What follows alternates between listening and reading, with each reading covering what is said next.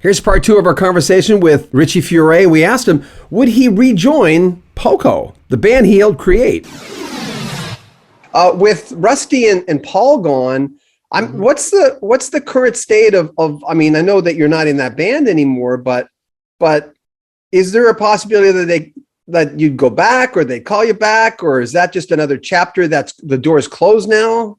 Yeah, I mean, for me, that door's obviously closed. There are some guys, I know Jack Sundred and Tom Hampton, and some of the guys are doing another project. I think it's called 615 something. I'm not sure what it is, but they're doing another project and kind of carrying on some of at least Rusty's legacy.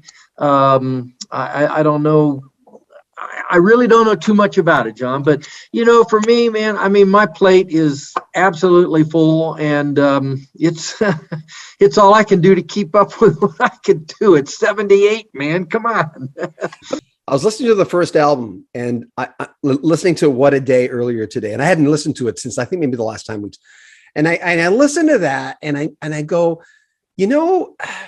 I just finished talking about Jim Seals, who passed away. Yeah, I just saw that from John today. Yeah. And I used to think, and he's there from the Baha'i faith. I went to their concert. They talk about their faith, and I just want to get close to them, but it was nice what they said, and that's all good.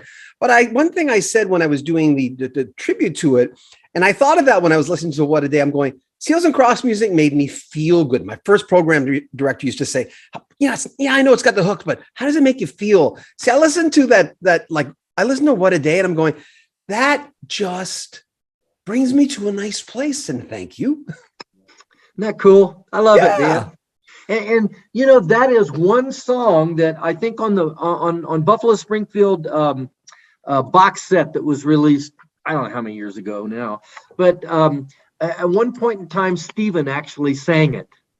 And it just really did my heart good. I mean, I'm used to singing his songs or singing Neil's songs or whatever. But to have Stephen sing that song, because he did a version of it. And so, but it's a good morning and I'm feeling fine, and it's great. I like this. I mean, that whole album, you still get, there's that crossroads between that old psychedelic world, which was very prevalent. I think it was Jack Tempchin who told me, he says, oh God, the 60s weren't done in the 70s. In the early 70s, you're hearing so much influence, and it never really stopped. It thinned out a little bit.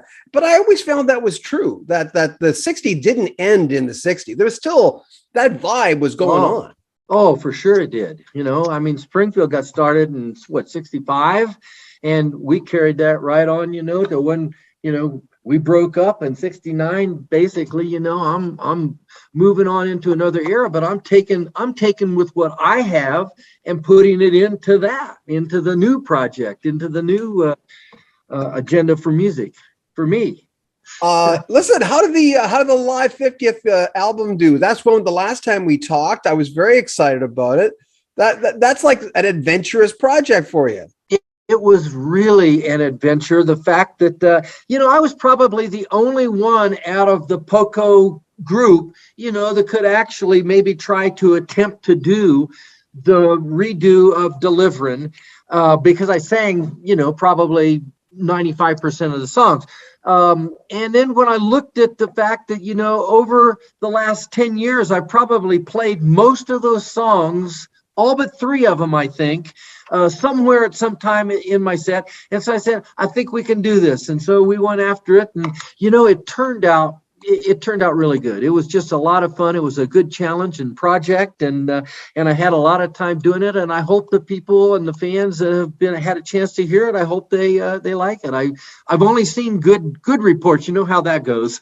I remember years ago, someone came up to me and they were playing Nobody's Fool. And the Eagles had come out by then. I think they were on their second album. And my old friend said, man, Nobody's Fool. The Eagles took that very groove. They took that damn groove, man. That's like the Eagles. And I'm going, I never really thought of it that way. And of course, there's always been those comparisons between those two bands. But no, go ahead.